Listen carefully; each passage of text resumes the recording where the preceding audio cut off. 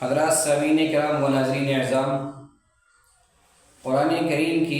सबसे बड़ी सूरह बकरा है, जो पहले पारे, दूसरे पारे और तीसरे पारे के कुछ हिस्से पर मुश्तमिल है। बकरा के माने आते हैं गाय। इस सूरह के अंदर गाय का तज़किरा आया है, इसलिए पूरी सूरत का नाम सूरह बकरा रख दिया गया है। सूरह बकरा पढ़ने की बड़ी फजीलत है और इस सूरह की बहुत ज़्यादा अहमियत है। हज़रत अबू हुरैरा रज़ियल्लाहु ताला अन्हु से मरवी है, रसूलुल्लाह सल्लल्लाहु अलैहि वसल्लम ने इरशाद फरमाया, ला तजअलू बुयूतकुम मक़ाबिर इन्न शैतान यनफिरु मिनल बैत अल्लज़ी तुक़रअ फ़ीहि सूरतुल बकरा। सही मुस्लिम की ये रिवायत है, सहीह सित्ता में से सही मुस्लिम का शुमार होता है। रसूलुल्लाह सल्लल्लाहु अलैहि वसल्लम का इरशाद है, तुम अपने घर को कब्रिस्तान न बनाओ, बेशक शैतान उस घर से राह फ़िरार इख्तियार कर लेता है जिस घर के अंदर सूरह बकरा की तिलावत की जाती है। ज़ाहिर सी बात है कि जब रसूलुल्लाह सल्लल्लाहु अलैहि वसल्लम का इरशाद गिरामी है कि शैतान उस घर से राह फ़िरार इख्तियार कर लेता है जहाँ सूरह बकरा की तिलावत होती है, तो फिर अब शक की कोई गुंजाइश बाकी नहीं रही। दूसरी हदीस है, वो भी सही मुस्लिम की है। रसूलुल्लाह सल्लल्लाहु अलैहि वसल्लम का इरशाद है, इक़रअू सूरतुल बकरा फ़इन्न अख़ज़हा बरकह व तरकहा हसरह व ला तस्ततीउहा अल-बक़रा। क़ाल मुआविया बलगनी अन्नल बक़रा अस-सहरा। नबी अकरम सल्लल्लाहु अलैहि वसल्लम ने इरशाद फरमाया, तुम लोग सूरह बकरा पढ़ा करो, क्योंकि इसका पढ़ना बाइसे बरकत है और इसका छोड़ना बाइसे महरूमी है और जादूगर इसको नहीं हासिल कर सकते। ये दोनों हदीस से मरवी है, ये दोनों बातें हदीस शरीफ के अंदर है। हदीस शरीफ के तज़किरे से साफ साफ मालूम होता है कि सूरह बकरा की तिलावत जहाँ की जाती है वहाँ से शैतान राह फ़िरार इख्तियार कर लेता है। जिस घर के अंदर सूरह बकरा की तिलावत होती है वहाँ शैतान नहीं आता, वहाँ से शैतान भाग जाता है। और जो बंदा सूरह बकरा की तिलावत करता है, शैतान का, जादूगरों का, साहिरों का, काहिनों का, सुफली अमल करने वालों का उस पर कुछ असर नहीं होता। चुनांचे अब शक की कोई गुंजाइश बाकी नहीं रह जाती है। सूरह बकरा की ये बहुत अजीम फजीलत है, इसके पढ़ने से सवाब भी है और घर के अंदर पढ़ना बाइसे बरकत भी है और ना पढ़ना छोड़ देना बाइसे महरूमी है। और पढ़ने वालों का पढ़ने की वजह से शैतान का, जादूगरों का इस पर कोई असर नहीं पड़ता। ये मुस्लिम शरीफ की रिवायत में रसूलुल्लाह सल्लल्लाहु अलैहि वसल्लम का इरशाद है। आज के ज़माने के अंदर हर शख्स परेशान है, ख़ास तौर से जाली पीरों का चक्कर काट रहे होते हैं और सुफली अमल करने वालों के पीछे भाग रहे होते हैं और जादू के एतबार से, सहर के एतबार से काहिनों का, जादूगरों का चक्कर लगा रहे होते हैं, हज़ारों लाखों रुपए बर्बाद कर रहे होते हैं। और जबकि ख़ुद रसूलुल्लाह सल्लल्लाहु अलैहि वसल्लम ने इलाज तजवीज़ फरमा दिया है सूरह बकरा की तिलावत करना, लेकिन हम वो नहीं करते। और बसा औक़ात ऐसा होता है कि हम अपने ईमान और अक़ीदे को बेच देते हैं और बाज़ हज़रात इतने परेशान हाल होते हैं कि उनकी पूरी ज़िंदगी इसी के अंदर तबाह हो जाती है, बर्बाद हो जाती है। नस्लन बाद नस्ल, यके बाद दीगरे उसको शैतान परेशान किया रहता है। एक नस्ल, फिर दूसरी नस्ल, फिर तीसरी नस्ल, इस तरह से परेशान किया रहता है। बाज़ हज़रात को हम ऐसे जानते हैं जिनकी पूरी ज़िंदगी का आधा हिस्सा कम से कम कछौशा के अंदर और कलियर शरीफ में और न जाने कौन कौन से मज़ारों के चक्कर काटते हुए गुजर गए और उसकी नस्ल तबाह हो गई, लेकिन शिफायाब वो नहीं हो पाए। बाज़ हज़रात को ऐसे भी जानते हैं जो मुसलमान हैं, उसके बावजूद वो काहिन के पास जाते हैं, जादूगरों के पास जाते हैं और काफिर के पास जाकर के वो झाड़ फूँक कराते हैं, उनसे जड़ी बूटियाँ हासिल करते हैं और उनके बताए हुए के मुताबिक वो खाना इस्तेमाल करते हैं या कपड़ा पहनते हैं। इस तरह से अपने ईमान अक़ीदे को ख़राब करते हैं। तो आप तमाम हज़रात से आज़ाना, मुख़लिसाना, मुद्दबाना गुजारिश है, दरख्वास्त है कि कुरान करीम आपके घर के अंदर है और रसूलुल्लाह सल्लल्लाहु अलैहि वसल्लम का इरशाद है, सही मुस्लिम की रिवायत है कि सूरह बकरा जिस घर के अंदर तिलावत की जाएगी वहाँ शैतान नहीं आएगा। और इसी तरह से सूरह बकरा पढ़ने से अल्लाह तआला खैर व बरकत अता फरमाते हैं और इसके छोड़ देना हमारे लिए महरूमी का सबब है। और सूरह बकरा यहाँ तिलावत की जाती है, जादूगर का असर उस पर नहीं होता। तो आप तमाम हजरात से इंतहाई आज़ाना मुद्दबाना मुखलिसाना गुजारिश है कि आप हजरात सूरह बकरा अज़ खुद तिलावत फरमाएँ। अगर आप अज़ खुद तिलावत ना फरमा सकते हों, पढ़ना नहीं आता हो, तो पढ़ने की कोशिश करें, किसी और से तिलावत करवा लें। अगर कुछ भी नहीं कर सकते हों तो आखिर में सूरह बकरा को सुन ही लिया करें या अपने मोबाइल फ़ोन के अंदर बजा दिया करें। ऐन मुमकिन है, अल्लाह की ज़ात से उम्मीद है कि अल्लाह ताला के कोई बईद नहीं है कि अल्लाह इसी से शिफा अता फरमा दे। तो इसीलिए आप तमाम हज़रात की खिदमत में सूरह बकरा हाजिर है। सूरह बकरा समाअत फरमाएँ। अऊज़ु बिल्लाहि मिनश शैतानिर रजीम, बिस्मिल्लाहिर रहमानिर रहीम। अलिफ लाम मीम, ज़ालिकल किताबु ला रैब फ़ीहि हुदल लिल्मुत्तक़ीन अल्लज़ीना युमिनूना बिलग़ैबि व युक़ीमूना अस्सलाता व मिम्मा रज़क़नाहुम युनफ़िक़ून वल्लज़ीना युमिनूना बिमा उन्ज़िला इलैका व मा उन्ज़िला मिन क़ब्लिक व बिलआखिरति हुम यूक़िनून उलाइका अला हुदन मिन रब्बिहिम व उलाइका हुमुल मुफ़्लिहून। इन्नल्लज़ीना कफ़रू सवाअun अलैहिम अअन्ज़रतहुम अम लम तुन्ज़िरहुम ला युमिनून। ख़तमल्लाहु अला क़ुलूबिहिम व अला समइहिम व अला अबसारिहिम ग़िशावतुन व लहुम अज़ाबुन अज़ीम। ومن الناس من يقول آمنا بالله وباليوم الآخر وما هم بمؤمنين يخادعون الله والذين آمنوا وما يخدعون إلا أنفسهم وما يشعرون في قلوبهم مرض فزادهم الله مرضا ولهم عذاب أليم بما كانوا يكذبون.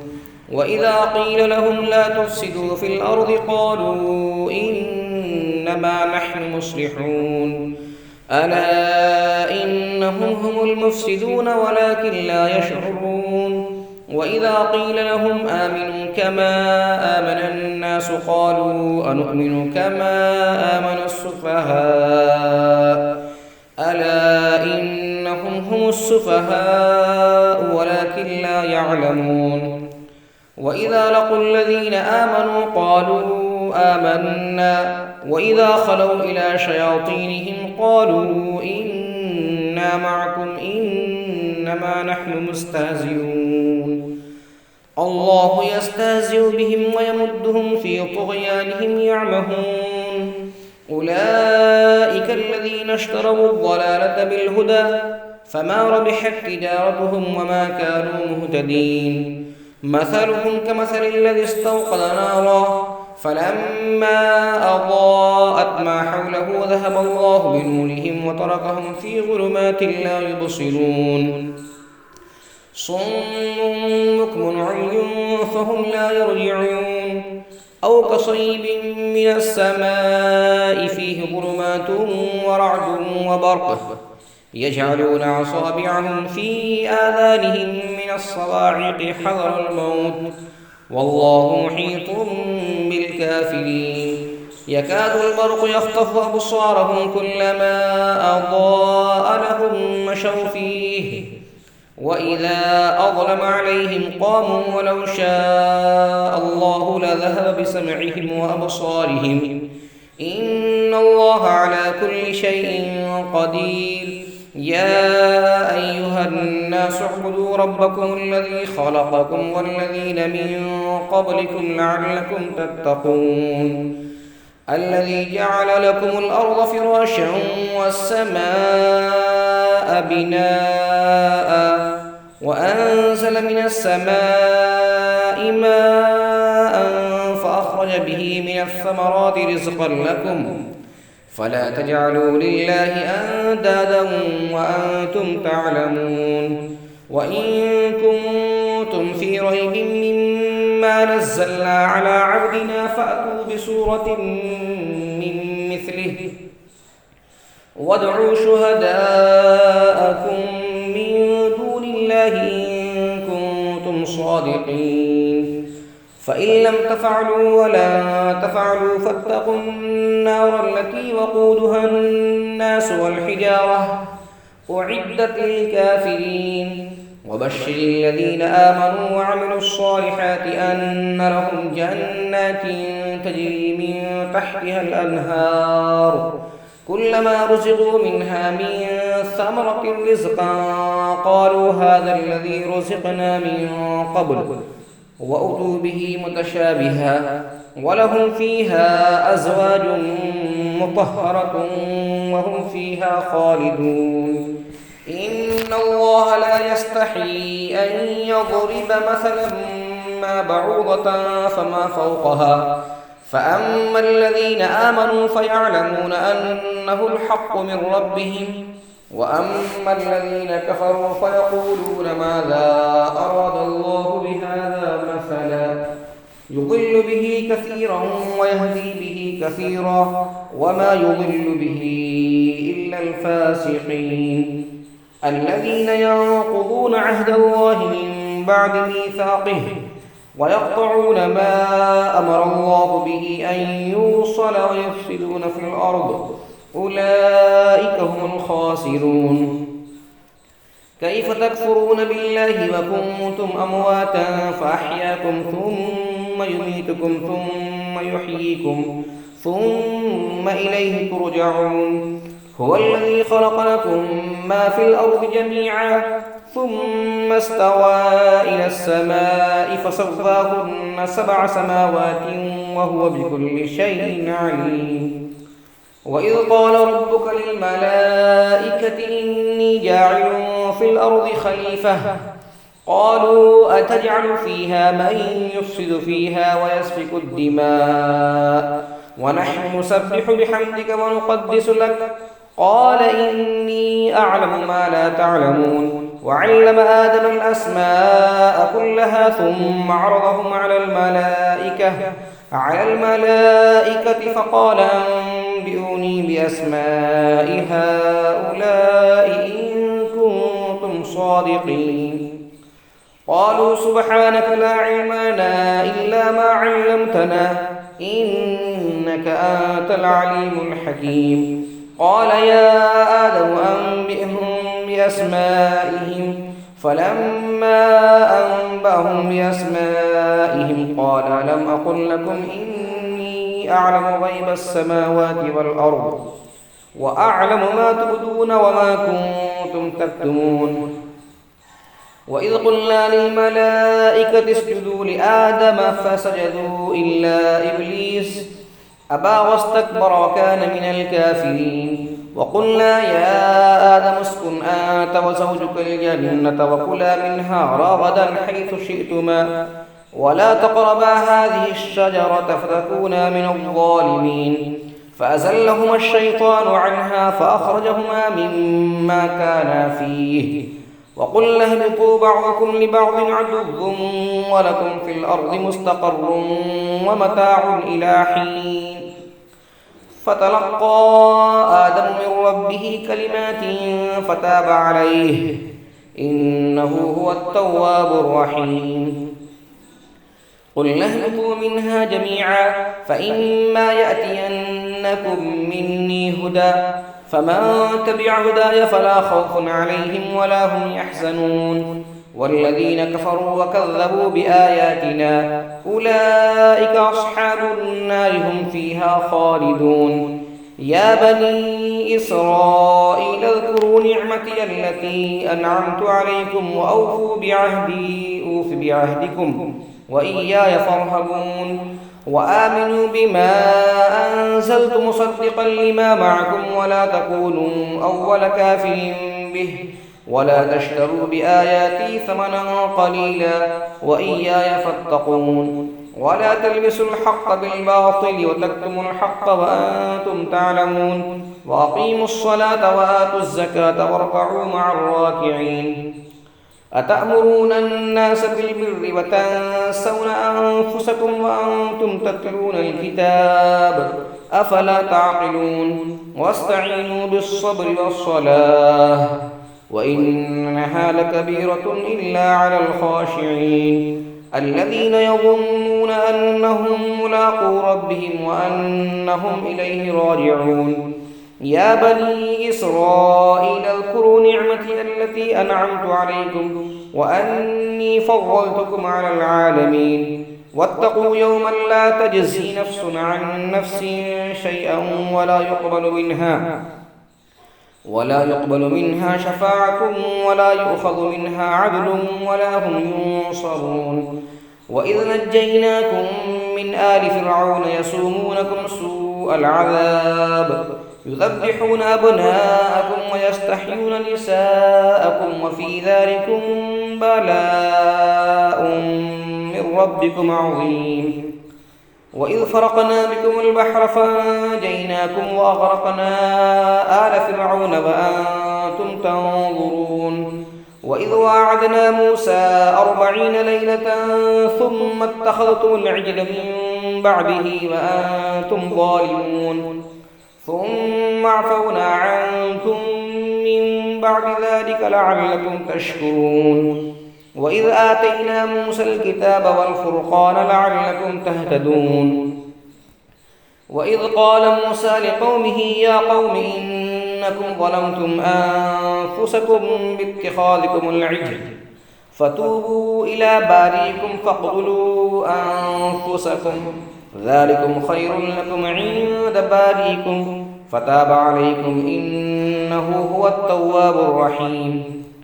وإذ قلتم يا موسى لن نؤمن لك حتى نرى الله جهرة فأخذتكم الصاعقة وأنتم تنظرون ثم بعثناكم من بعد موتكم لعلكم تشكرون وظللنا عليكم الغمام وأنزلنا عليكم المن والسلوى كلوا من طيبات ما رزقناكم وما ظلمونا ولكن كانوا أنفسهم يظلمون وإذ قلنا ادخلوا هذه القرية فكلوا منها حيث شئتم رغدا وادخلوا الباب سجدا وقولوا حتة نغفر لكم خطاياكم وسنزيد المحسنين فبدل الذين ظلموا قولا غير الذي قيل لهم فأنزلنا على الذين ظلموا رجزا من السماء بما كانوا يفسقون وإذ استسقى موسى لقومه فقلنا اضرب بعصاك الحجر فانفجرت منه 12 عينا قد علم كل أناس مشربهم كلوا واشربوا من رزق الله ولا تعثوا في الأرض مفسدين وإذ قلتم يا موسى لن نصبر على طعام واحد فادع لنا ربك يخرج لنا مما تنبت الأرض من بقلها وقثائها وفومها وعدسها وبصلها قال تستبدلون الذي هو أدنى بالذي هو خير اهبطوا مصرا فإن لكم ما سألتم وضربت عليهم الذلة والمسكنة وباءوا بغضب من الله ذلك بأنهم كانوا يكفرون بآيات الله ويقتلون النبيين بغير الحق ذلك بما عصوا وكانوا يعتدون إن الذين آمنوا والذين هادوا والنصارى والصابئين من آمن بالله واليوم الآخر وعمل صالحا فلهم أجرهم عند ربهم ولا خوف عليهم ولا هم يحزنون وإذ أخذنا ميثاقكم ورفعنا فوقكم الطور خذوا ما آتيناكم بقوة واذكروا ما فيه لعلكم تتقون ثم توليتم من بعد ذلك فلولا فضل الله عليكم ورحمته لكنتم من الخاسرين ولقد علمتم الذين اعتدوا منكم في السبت فقلنا لهم كونوا قردة خاسئين فجعلناها نكالا لما بين يديها وما خلفها وموعظة للمتقين وإذ قال موسى لقومه إن الله يأمركم أن تذبحوا بقرة قالوا أتتخذنا هزوا قال أعوذ بالله أن أكون من الجاهلين قالوا ادع لنا ربك يبين لنا ما هي قال إنه يقول إنها بقرة لا فارض ولا بكر عوان بين ذلك ففعلوا ما تؤمرون. قالوا ادع لنا ربك يبين لنا ما لونها. قال إنه يقول إنها بقرة صفراء فاقع لونها تسر الناظرين. قالوا ادع لنا ربك يبين لنا ما هي إن البقرة شابه علينا وإنا إن شاء الله لمهتدون. قال إنه يقول إنها بقرة لا ذلول تثير الأرض ولا تسقي الحرث مسلمة لا شية فيها. قالوا الآن جئت بالحق فذبحوها وما كادوا يفعلون. وإذ قتلتم نفسا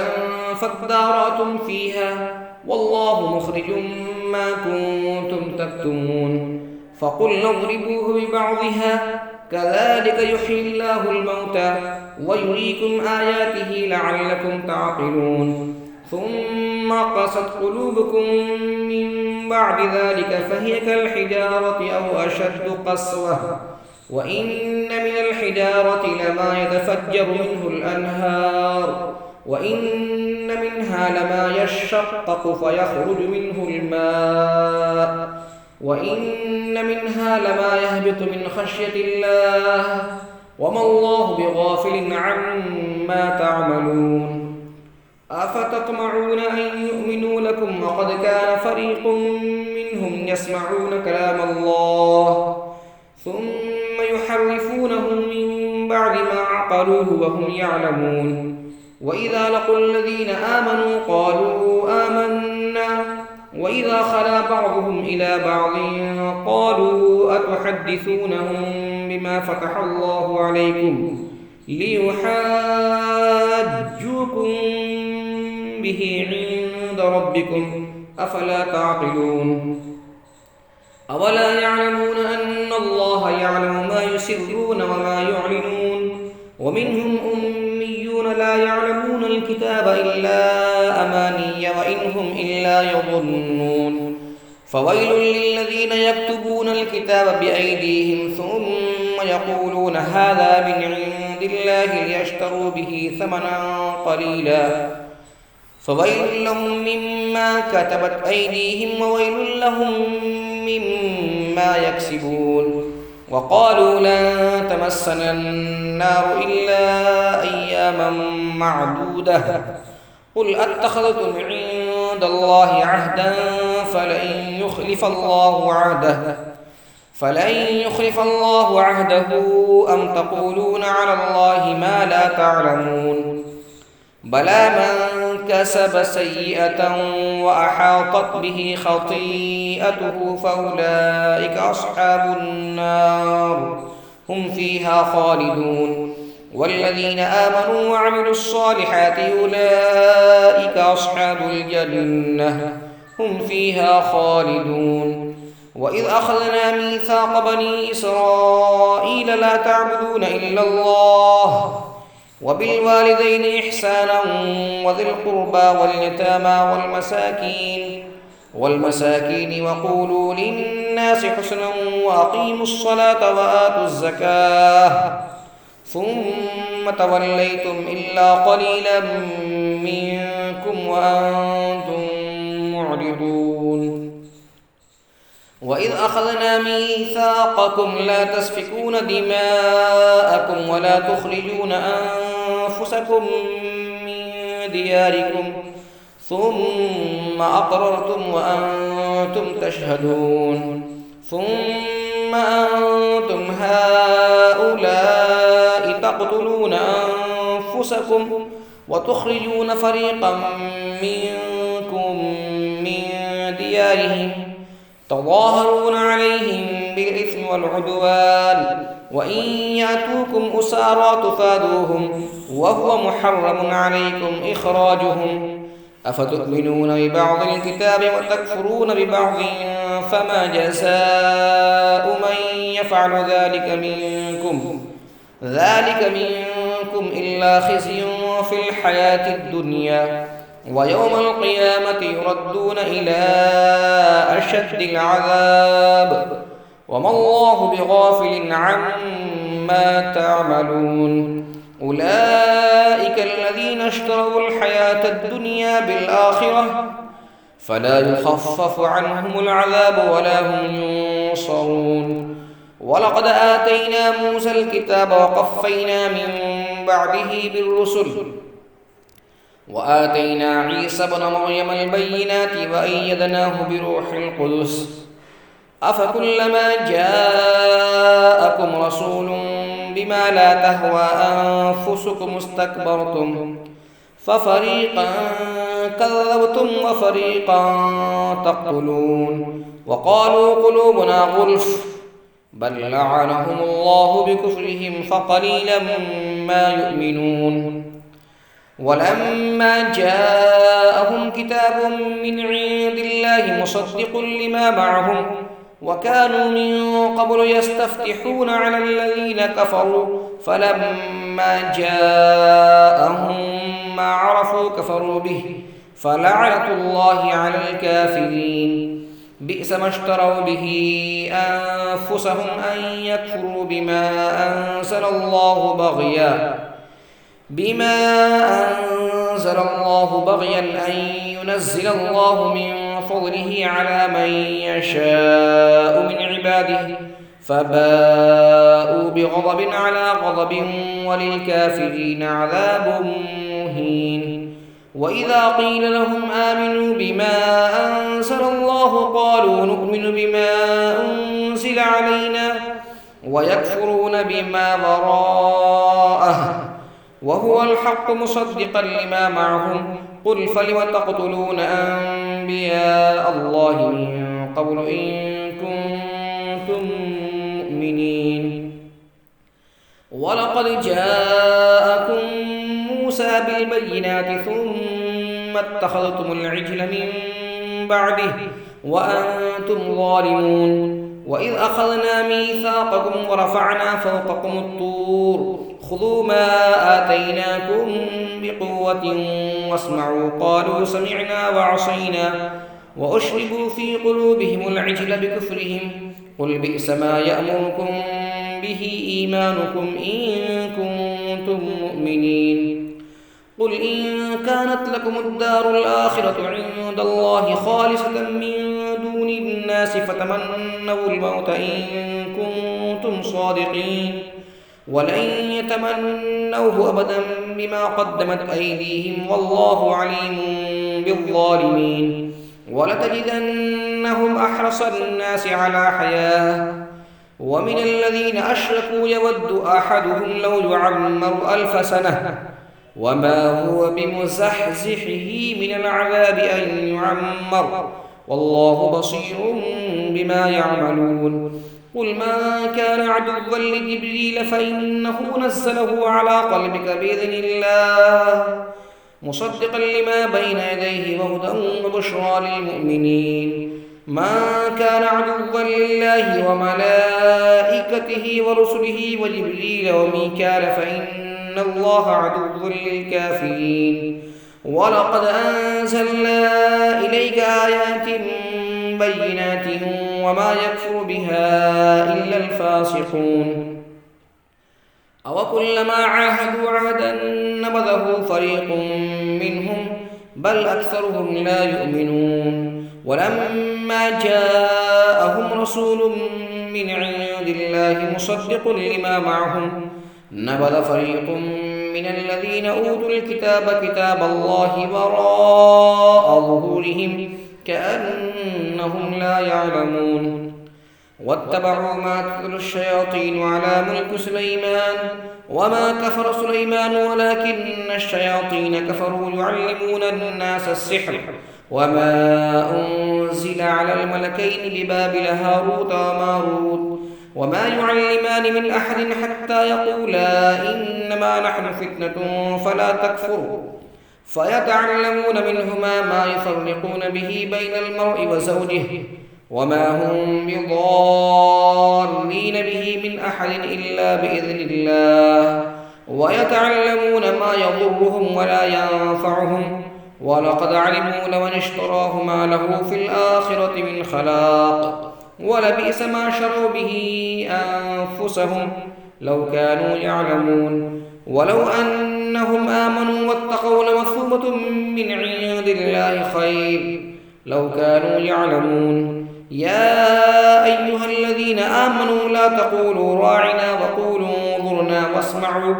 وللكافرين عذاب أليم ما يود الذين كفروا من أهل الكتاب ولا المشركين أن ينزل عليكم من خير من ربكم والله يختص برحمته من يشاء والله ذو الفضل العظيم ما ننسخ من آية أو ننسها نأت بخير منها أو مثلها ألم تعلم أن الله على كل شيء قدير ألم تعلم أن الله له ملك السماوات والأرض وما لكم من دون الله من ولي ولا نصير أم تريدون أن تسألوا رسولكم كما سئل موسى من قبل ومن يتبدل الكفر بالإيمان فقد ضل سواء السبيل ود كثير من أهل الكتاب لو يردونكم من بعد إيمانكم كفارا حسدا من عند أنفسهم من بعد ما تبين لهم الحق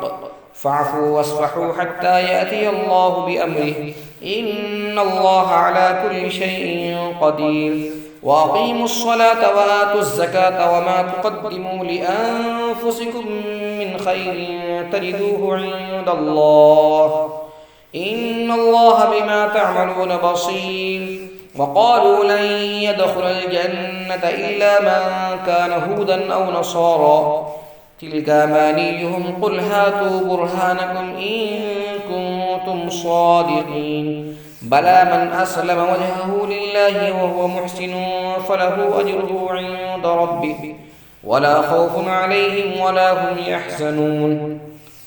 وقالت اليهود ليست النصارى على شيء وقالت النصارى ليست اليهود على شيء وهم يتلون الكتاب كذلك قال الذين لا يعلمون مثل قولهم فالله يحكم بينهم يوم القيامة فيما كانوا فيه يختلفون ومن أظلم ممن منع مساجد الله أن يذكر فيها اسمه وسعى في خرابها أولئك ما كان لهم أن يدخلوها إلا خائفين لهم في الدنيا خزي ولهم في الآخرة عذاب عظيم ولله المشرق والمغرب فأينما تولوا فثم وجه الله إن الله واسع عليم وقالوا اتخذ الله ولدا سبحانه بل له ما في السماوات والأرض كل له قانتون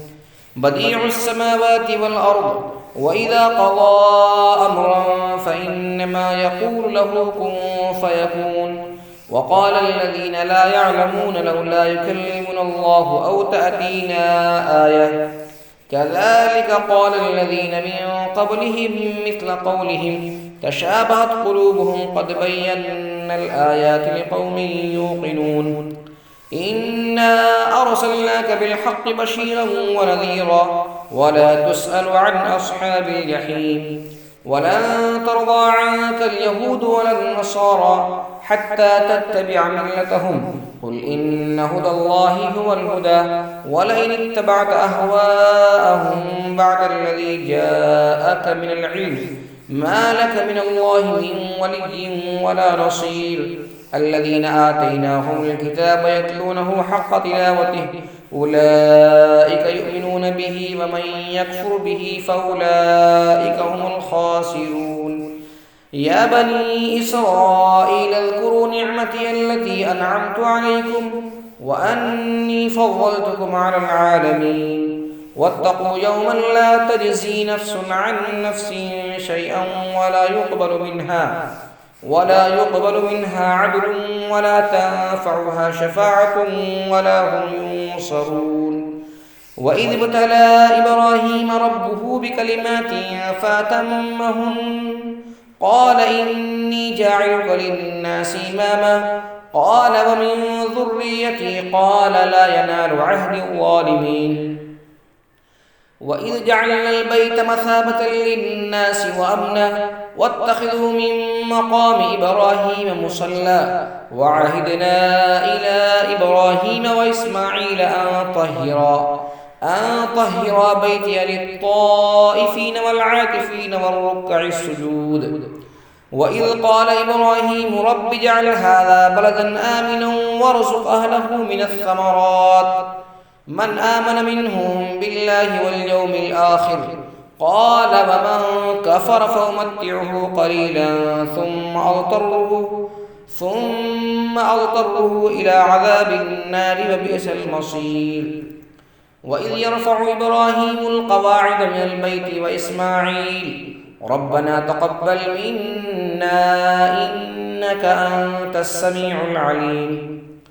ربنا واجعلنا مسلمين لك ومن ذريتنا أمة مسلمة لك وأرنا مناسكنا وتب علينا إنك أنت التواب الرحيم ربنا وابعث فيهم رسولا منهم يتلو عليهم آياتك ويعلمهم الكتاب والحكمة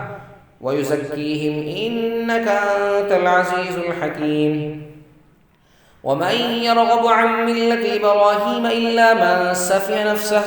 ولقد اصطفيناه في الدنيا وإنه في الآخرة لمن الصالحين إذ قال له ربه أسلم قال أسلمت لرب العالمين ووصى بها إبراهيم بنيه ويعقوب يا بني إن الله اصطفى لكم الدين فلا تموتن إلا وأنتم مسلمون أم كنتم شهداء إذ حضر يعقوب الموت إذ قال لبنيه ما تعبدون من بعدي قالوا نعبد إلهك وإله آبائك إبراهيم وإسماعيل وإسحاق إلها واحدا ونحن له مسلمون تلك أمة قد خلت لها ما كسبت ولكم ما كسبتم ولا تسألون عما كانوا يعملون وقالوا كونوا هودا أو نصارى تهتدوا قل بل ملة إبراهيم حنيفا وما كان من المشركين قولوا آمنا بالله وما أنزل إلى إبراهيم وإسماعيل وإسحاق ويعقوب والأسباط وما أوتي موسى وعيسى وما أوتي النبيون من ربهم لا نفرق بين أحد منهم ونحن له مسلمون فإن آمنوا بمثل ما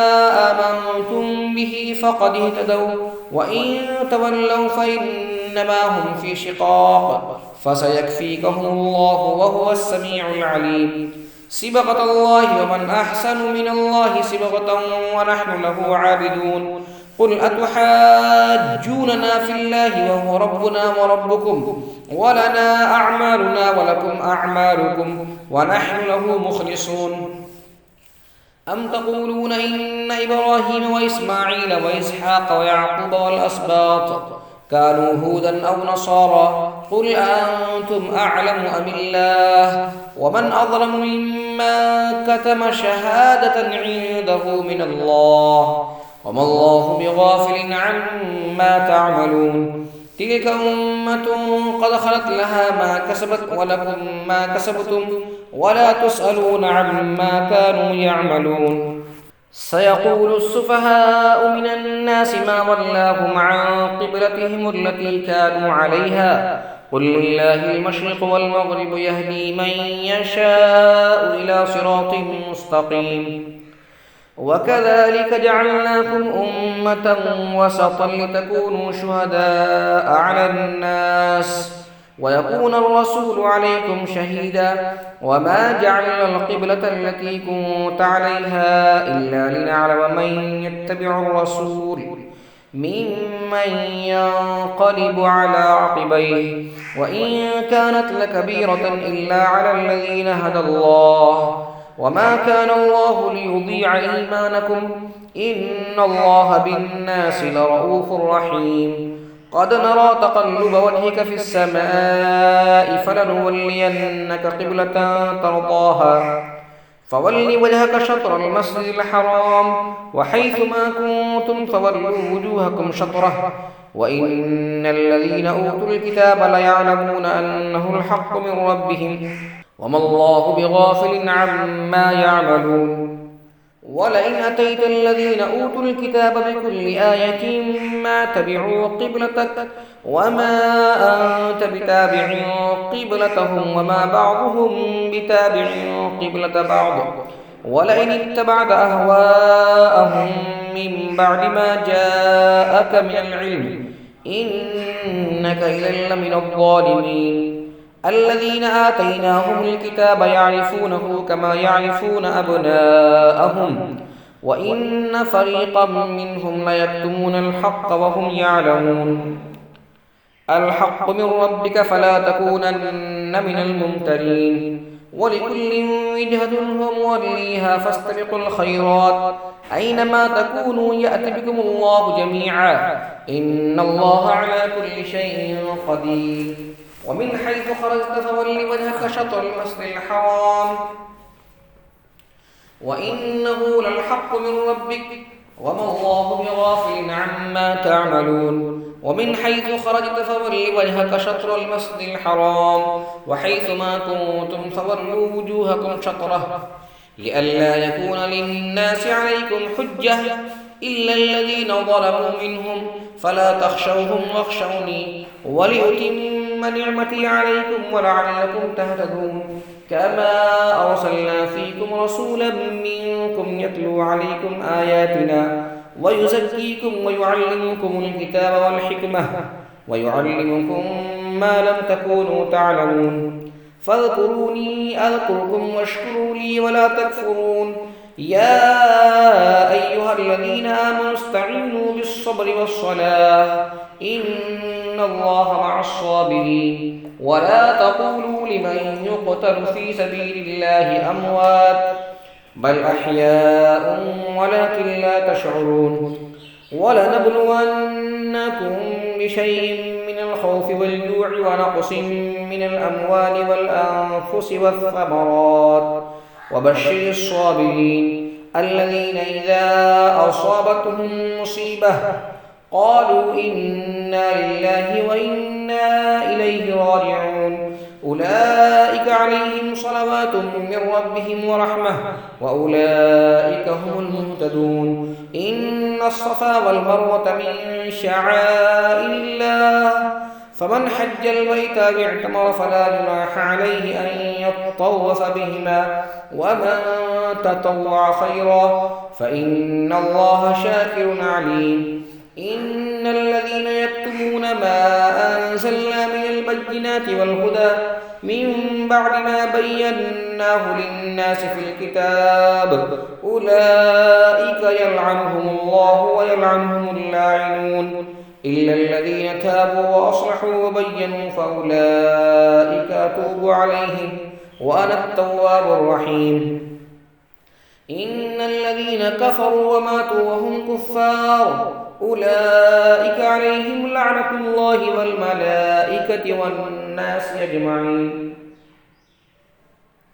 خالدين فيها لا يخفف عنهم العذاب ولا هم ينظرون وإلهكم إله واحد لا إله إلا هو الرحمن الرحيم إن في خلق السماوات والأرض واختلاف الليل والنهار والفلك التي تجري في البحر بما ينفع الناس وما أنزل الله من السماء من ماء فأحيا به الأرض بعد موتها وبث فيها من كل دابة وتصريف الرياح والسحاب المسخر بين السماء والأرض لآيات لقوم يعقلون ومن الناس من يتخذ من دون الله أندادا يحبونهم كحب الله والذين آمنوا أشد حبا لله ولو يرى الذين ظلموا إذ يرون العذاب أن القوة لله جميعا وأن الله شديد العذاب إذ تبرأ الذين اتبعوا من الذين اتبعوا ورأوا العذاب وتقطعت بهم الأسباب وقال الذين اتبعوا لو أن لنا كرة فنتبرأ منهم كما تبرأوا منا كذلك يريهم الله أعمالهم حسرات عليهم وما هم بخارجين من النار يا أيها الناس كلوا مما في الأرض حلالا طيبا ولا تتبعوا خطوات الشيطان إنه لكم عدو مبين إنما يأمركم بالسوء والفحشاء وأن تقولوا على الله ما لا تعلمون وإذا قيل لهم اتبعوا ما أنزل الله قالوا بل نتبع ما ألفينا عليه آباءنا أولو كان آباؤهم لا يعقلون شيئا ولا يهتدون ومثل الذين كفروا كمثل الذي ينعق بما لا يسمع إلا دعاء ونداء صم بكم عمي فهم لا يعقلون يا أيها الذين آمنوا كلوا من طيبات ما رزقناكم واشكروا لله إن كنتم إياه تعبدون إنما حرم عليكم الميتة والدم ولحم الخنزير وما أهل به لغير الله فمن اضطر غير باغ ولا عاد فلا إثم عليه إن الله غفور رحيم إن الذين يكتمون ما أنزل الله من الكتاب ويشترون به ثمنا قليلا أولئك ما يأكلون في بطونهم إلا النار ولا يكلمهم الله يوم القيامة ولا يزكيهم ولهم عذاب أليم أولئك الذين اشتروا الضلالة بالهدى والعذاب بالمغفرة فما أصبرهم على النار ذلك بأن الله نزل الكتاب بالحق وإن الذين اختلفوا في الكتاب لفي شقاق بعيد ليس البر أن تولوا وجوهكم قبل المشرق والمغرب ولكن البر من آمن بالله واليوم الآخر والملائكة والكتاب والنبيين وآتى المال على حبه ذوي القربى واليتامى والمساكين وابن السبيل والسائلين وفي الرقاب وأقام الصلاة وآتى الزكاة والموفون بعهدهم إذا عاهدوا والصابرين في البأساء والضراء وحين البأس أولئك الذين صدقوا وأولئك هم المتقون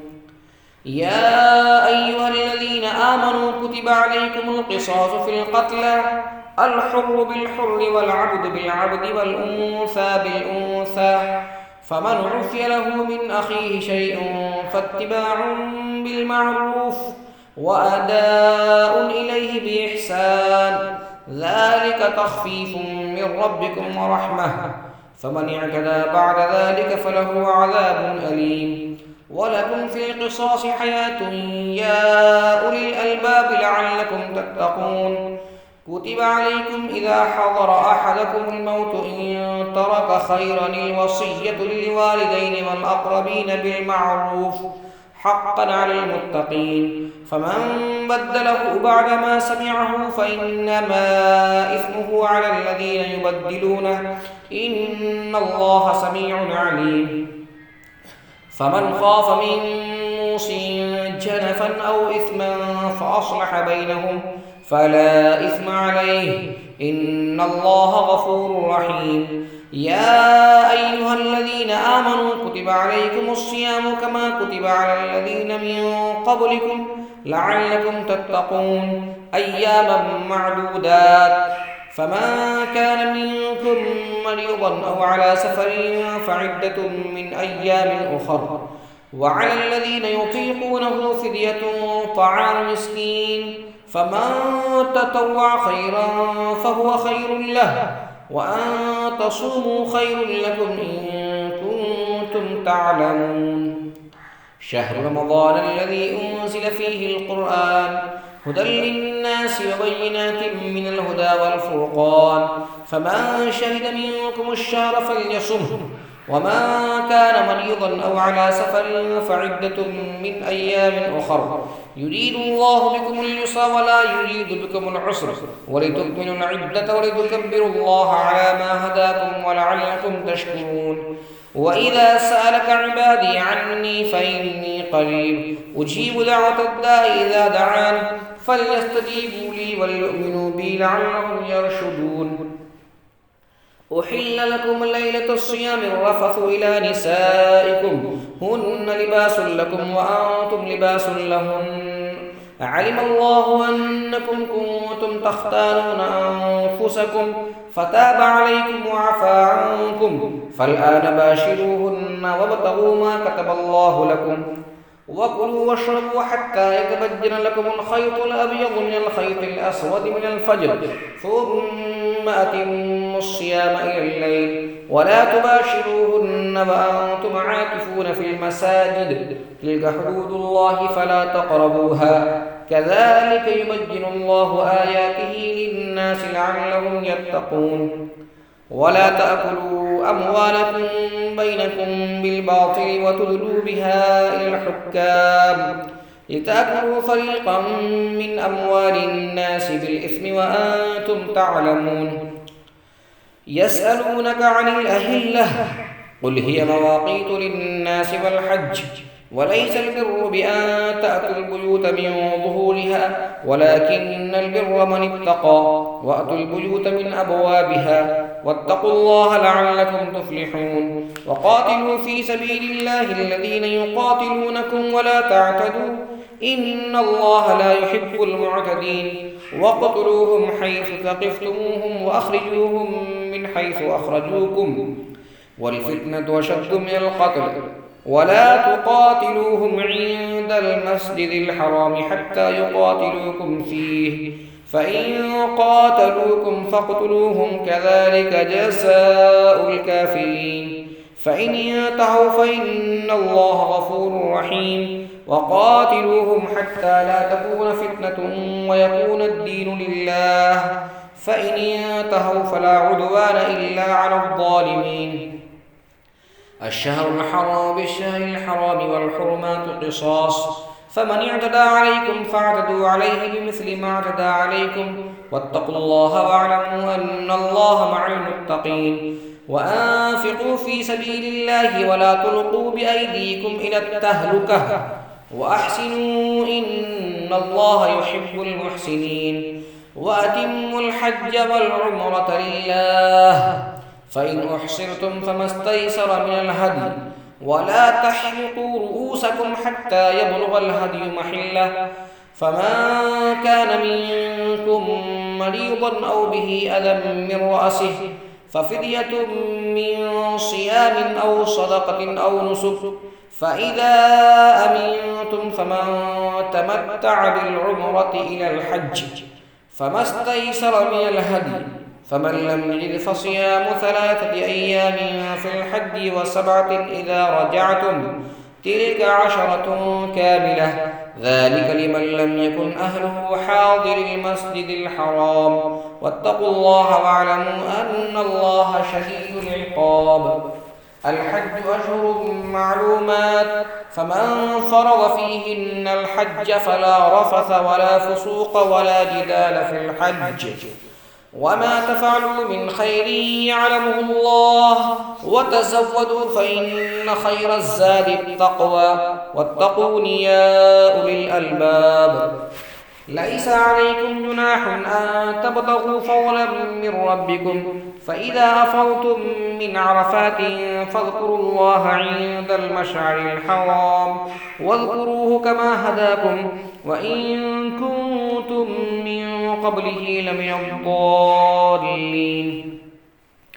ثم أفيضوا من حيث أفاض الناس واستغفروا الله إن الله غفور رحيم فإذا قضيتم مناسككم فاذكروا الله كذكركم آباءكم أو أشد ذكرا فمن الناس من يقول ربنا آتنا في الدنيا وما له في الآخرة من خلاق ومنهم من يقول ربنا آتنا في الدنيا حسنة وفي الآخرة حسنة وقنا عذاب النار أولئك لهم نصيب مما كسبوا والله سريع الحساب واذكروا الله في أيام معدودات فمن تعجل في يومين فلا إثم عليه ومن تأخر فلا إثم عليه لمن اتقى واتقوا الله واعلموا أنكم إليه تحشرون ومن الناس من يعجبك قوله في الحياة الدنيا ويشهد الله على ما في قلبه وهو ألد الخصام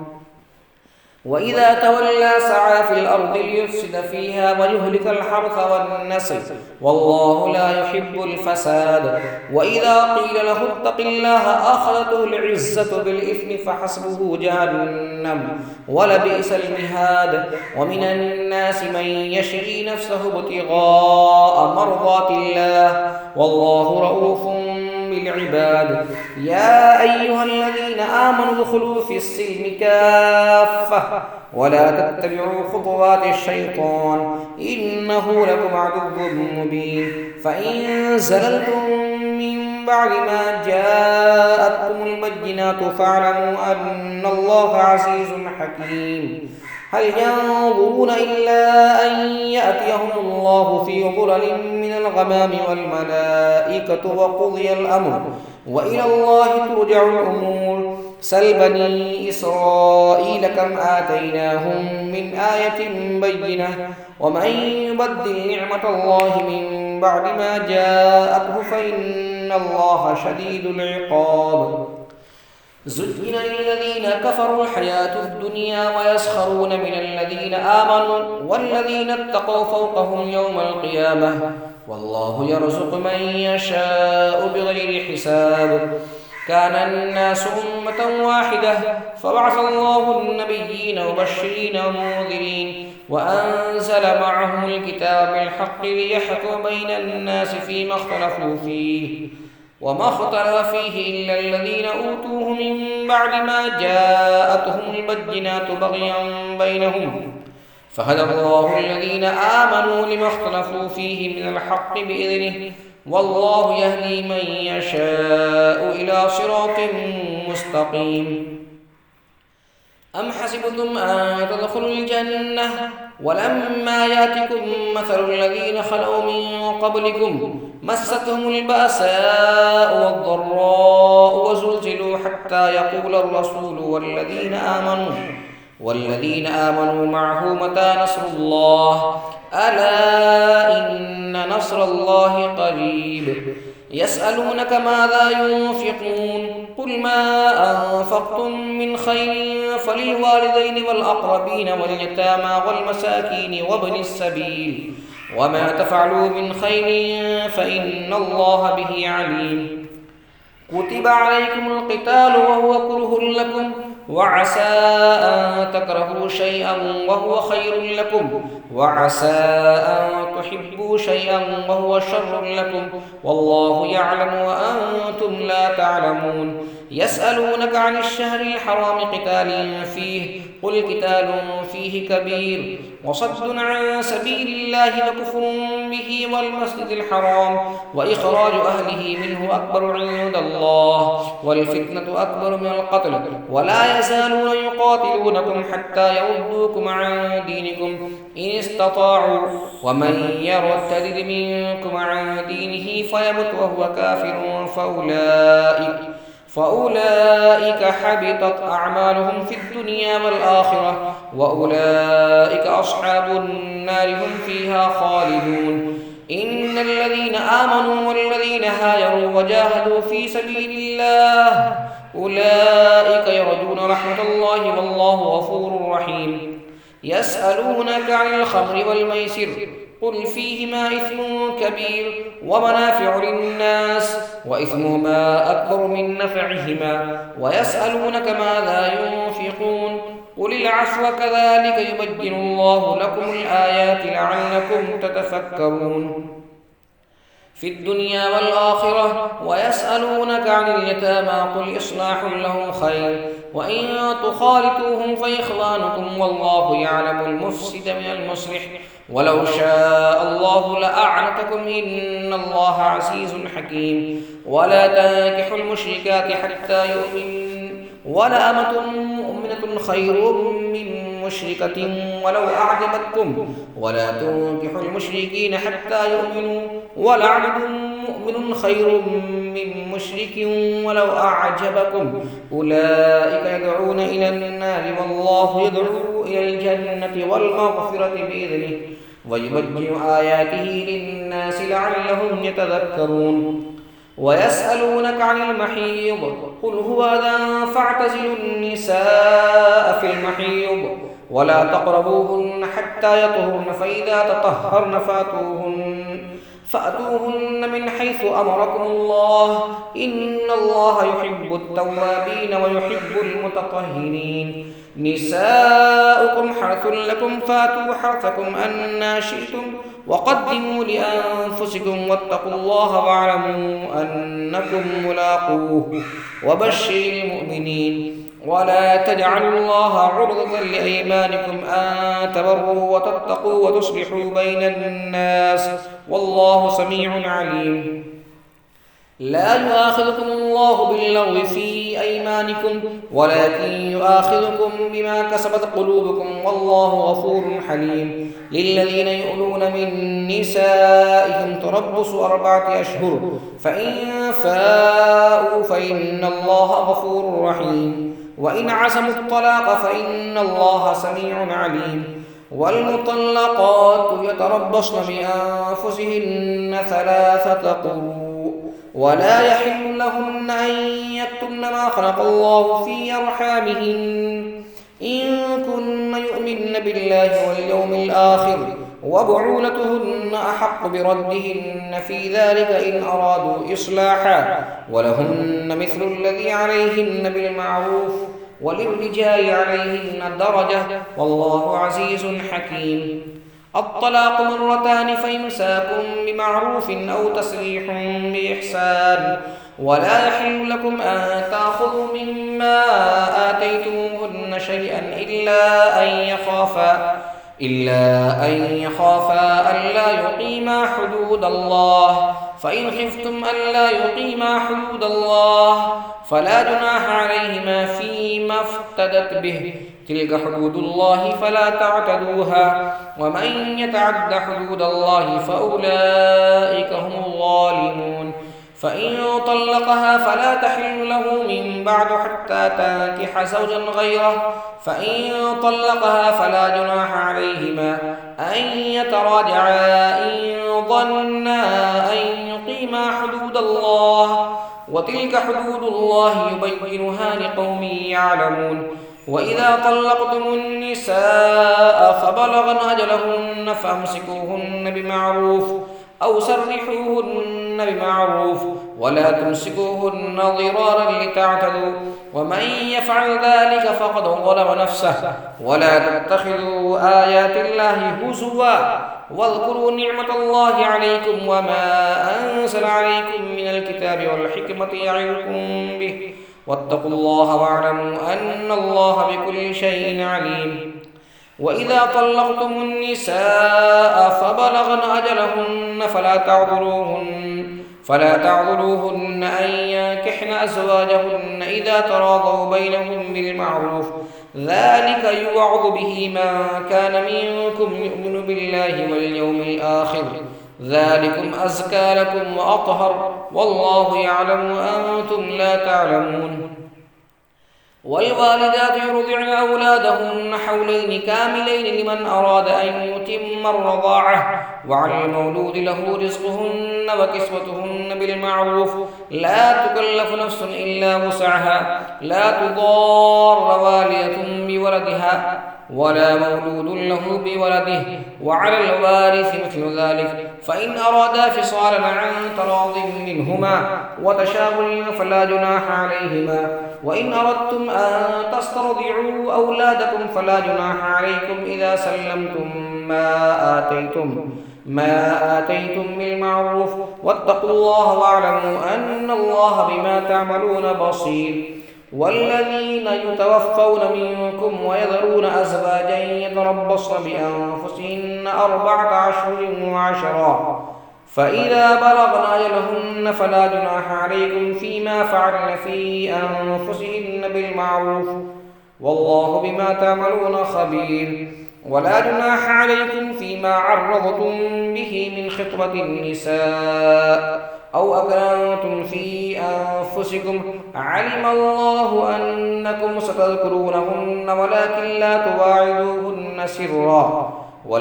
لا تواعدوهن سرا إلا أن تقولوا قولا معروفا ولا تعزموا عقدة النكاح حتى يبلغ الكتاب أجله واعلموا أن الله يعلم ما في أنفسكم فاحذروه واعلموا أن الله غفور حليم.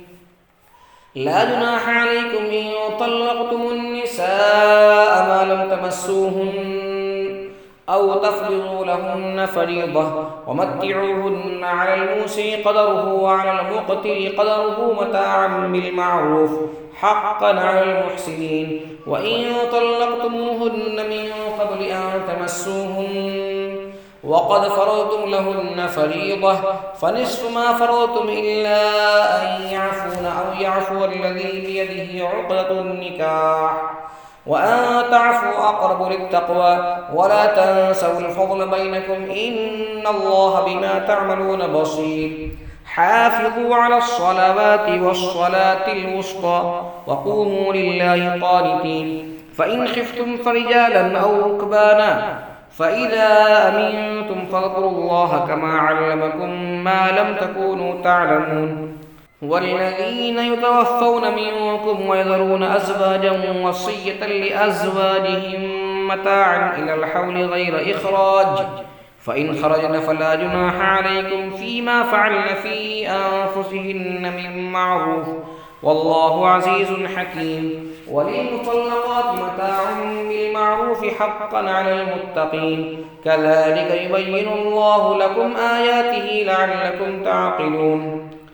ألم تر إلى الذين خرجوا من ديارهم وهم ألوف حذر الموت فقال لهم الله موتوا ثم أحياهم إن الله لذو فضل على الناس ولكن أكثر الناس لا يشكرون. وقاتلوا في سبيل الله واعلموا أن الله سميع عليم. من ذا الذي يقرض الله قرضا حسنا فيضاعفه له أضعافا كثيرة والله يقبض ويبسط وإليه ترجعون. ألم تر إلى الملأ من بني إسرائيل من بعد موسى إذ قالوا لنبي له ابعث لنا ملكا نقاتل في سبيل الله قال هل عسيتم إن كتب عليكم القتال ألا تقاتلوا قالوا وما لنا ألا نقاتل في سبيل الله وقد أخرجنا من ديارنا وأبنائنا فلما كتب عليهم القتال تولوا إلا قليلا منهم والله عليم بالظالمين. وقال لهم نبيهم إن الله قد بعث لكم طالوت ملكا قالوا أنى يكون له الملك علينا ونحن أحق بالملك منه ولم يؤت سعة من المال قال إن الله اصطفاه عليكم وزاده بسطة في العلم والجسم والله يؤتي ملكه من يشاء والله واسع عليم. وقال لهم نبيهم إن آية ملكه أن يأتيكم التابوت فيه سكينة من ربكم وبقية مما ترك آل موسى وآل هارون تحمله الملائكة إن في ذلك لآية لكم إن كنتم مؤمنين. فلما فصل طالوت بالجنود قال إن الله مبتليكم بنهر فمن شرب منه فليس مني ومن لم يطعمه فإنه مني إلا من اغترف غرفة بيده فشربوا منه إلا قليلا منهم فلما جاوزه هو والذين آمنوا معه قالوا لا طاقة قبطت لنا اليوم بجالوت وجنوده. قال الذين يظنون أنهم ملاقو الله كم من فئة قليلة غلبت فئة كثيرة بإذن الله والله مع الصابرين. ولما برزوا لجالوت وجنوده قالوا ربنا أفرغ علينا صبرا وثبت أقدامنا وانصرنا على القوم الكافرين. فهزموهم بإذن الله وقتل داود جالوت وآتاه الله الملك والحكمة وعلمه مما يشاء ولولا دفع الله الناس بعضهم ببعض لفسدت الأرض ولكن الله ذو فضل على العالمين. تلك آيات الله نتلوها عليك بالحق وإنك لمن المرسلين. تلك الرسل فضلنا بعضهم على بعض منهم من كلم الله ورفع بعضهم درجات وآتينا عيسى ابن مريم البينات وأيدناه بروح القدس. ولو شاء الله ما اقتتل الذين من بعدهم من بعد ما جاءتهم البينات ولكن اختلفوا فمنهم من آمن ومنهم من كفر ولو شاء الله ما اقتتلوا ولكن الله يفعل ما يريد. يا أيها الذين آمنوا أنفقوا مما رزقناكم من قبل أن يأتي يوم لا بيع فيه ولا خلة ولا شفاعة والكافرون هم الظالمون. الله لا إله إلا هو الحي القيوم لا تأخذه سنة ولا نوم له ما في السماوات وما في الأرض. من ذا الذي يشفع عنده إلا بإذنه يعلم ما بين أيديهم وما خلفهم ولا يحيطون بشيء من علمه إلا بما شاء وسع كرسيه السماوات والأرض ولا يؤوده حفظهما وهو العلي العظيم. لا إكراه في الدين قد تبين الرشد من الغي فمن يكفر بالطاغوت ويؤمن بالله فقد استمسك بالعروة الوثقى لا انفصام لها والله سميع عليم. الله ولي الذين آمنوا يخرجهم من الظلمات إلى النور والذين كفروا أولياؤهم الطاغوت يخرجونهم من النور إلى الظلمات أولئك أصحاب النار هم فيها خالدون. ألم تر إلى الذي حاج إبراهيم في ربه أن آتاه الله الملك إذ قال إبراهيم ربي الذي يحيي ويميت قال أنا أحيي وأميت قال إبراهيم فإن الله يأتي بالشمس من المشرق فأت بها من المغرب فبهت الذي كفر والله لا يهدي القوم الظالمين. أو كالذي مر على قرية وهي خاوية على عروشها قال أنى يحيي هذه الله بعد موتها فأماته الله 100 عام ثم بعثه قال كم لبثت قال لبثت يوما أو بعض يوم قال بل لبثت 100 عام فانظر إلى طعامك وشرابك لم يتسنه وانظر إلى حمارك ولنجعلك آية للناس وانظر إلى العظام كيف ننشزها ثم نكسوها لحما فلما تبين له قال أعلم أن الله على كل شيء قدير. وإذ قال إبراهيم رب أرني كيف تحيي الموتى قال أولم تؤمن قال بلى ولكن ليطمئن قلبي قال فخذ 4 من الطير فصرهن إليك ثم اجعل على كل جبل منهن جزءا ثم ادعهن يأتينك سعيا واعلم أن الله عزيز حكيم. مثل الذين ينفقون أموالهم في سبيل الله كمثل حبة أنبتت 7 سنابل في كل سنبلة 100 حبة والله يضاعف لمن يشاء والله واسع عليم. الذين ينفقون أموالهم في سبيل الله ثم لا يتبعون ما أنفقوا منا ولا أذى لهم أجرهم عند ربهم ولا خوف عليهم ولا هم يحزنون. قول معروف ومغفرة خير من صدقة يتبعها أذى والله غني حليم. يا أيها الذين آمنوا لا تبطلوا صدقاتكم بالمن والأذى كالذي ينفق ماله رئاء الناس ولا يؤمن بالله واليوم الآخر فمثله كمثل صفوان عليه تراب فأصابه وابل فتركه صلدا لا يقدرون على شيء مما كسبوا والله لا يهدي القوم الكافرين. ومثل الذين ينفقون أموالهم ابتغاء مرضات الله وتثبيتا من أنفسهم كمثل جنة بربوة أصابها وابل فآتت أكلها ضعفين فإن لم يصبها وابل فطل والله بما تعملون بصير. أيود أحدكم أن تكون له جنة من نخيل وأعناب تجري من تحتها الأنهار له فيها من كل الثمرات وأصابه الكبر وله ذرية ضعفاء فأصابها إعصار فيه نار فاحترقت كذلك يبين الله لكم الآيات لعلكم تتفكرون. يا أيها الذين آمنوا أنفقوا من طيبات ما كسبتم ومما أخرجنا لكم من الأرض ولا تيمموا الخبيث منه تنفقون ولستم بآخذيه إلا أن تغمضوا فيه واعلموا أن الله غني حميد. الشيطان يعدكم الفقر ويأمركم بالفحشاء والله يعدكم مغفرة منه وفضلا والله واسع عليم. يؤتي الحكمة من يشاء ومن يؤت الحكمة فقد أوتي خيرا كثيرا وما يذكر إلا أولو الألباب. وما أنفقتم من نفقة أو نذرتم من نذر فإن الله يعلمه وما للظالمين من أنصار. إن تبدوا الصدقات فنعما هي وإن تخفوها وتؤتوها الفقراء فهو خير لكم ويكفر عنكم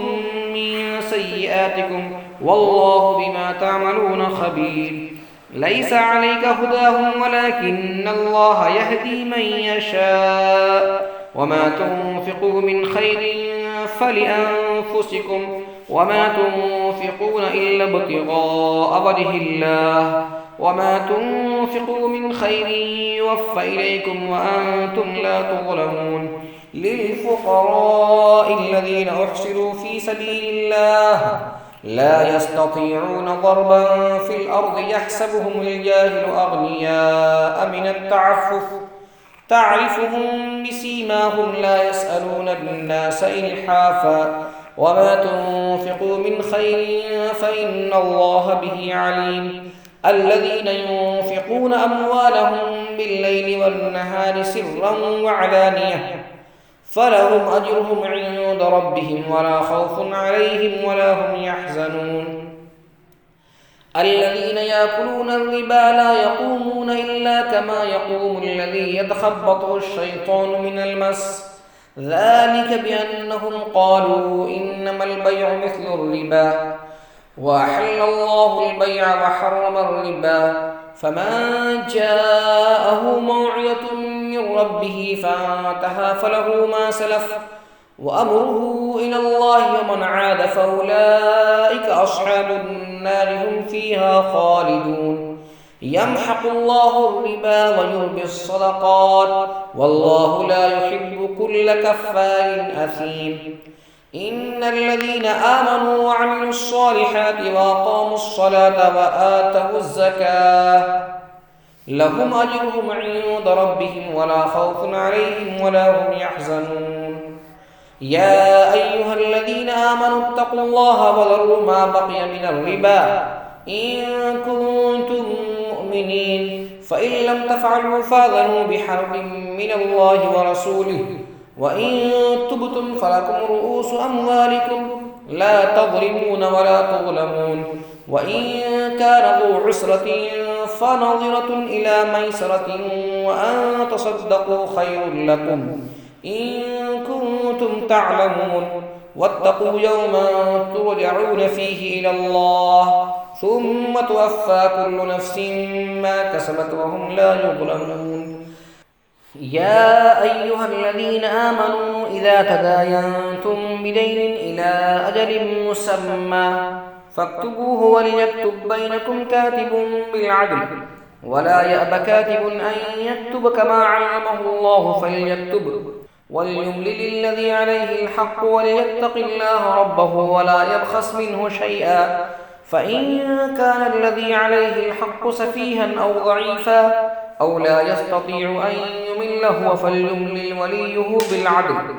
واستشهدوا شهيدين من رجالكم فإن لم يكونا رجلين فرجل وامرأتان ممن ترضون من الشهداء أن تضل إحداهما فتذكر إحداهما الأخرى ولا يأبى الشهداء إذا ما دعوا ولا تسأموا أن تكتبوه صغيرا أو كبيرا إلى أجله ذلكم أقسط عند الله وأقوم للشهادة وأدنى ألا ترتابوا إلا أن تكون تجارة حاضرة تديرونها بينكم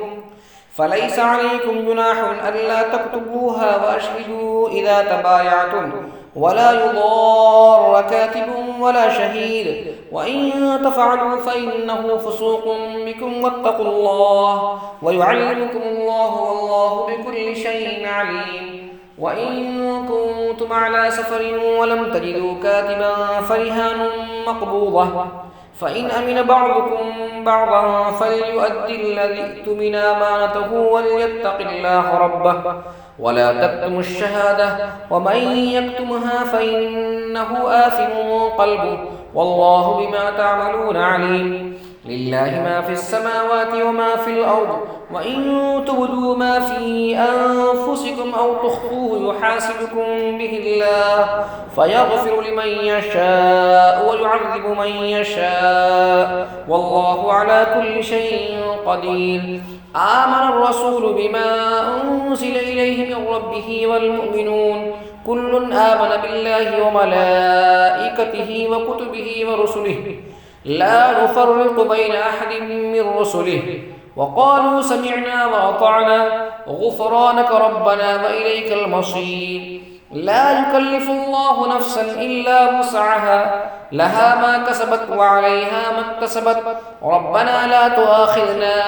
إن نسينا أو أخطأنا ربنا ولا تحمل علينا إصرا كما حملته على الذين من قبلنا ربنا ولا تحملنا ما لا طاقة لنا به واعف عنا واغفر لنا وارحمنا أنت مولانا فانصرنا على القوم الكافرين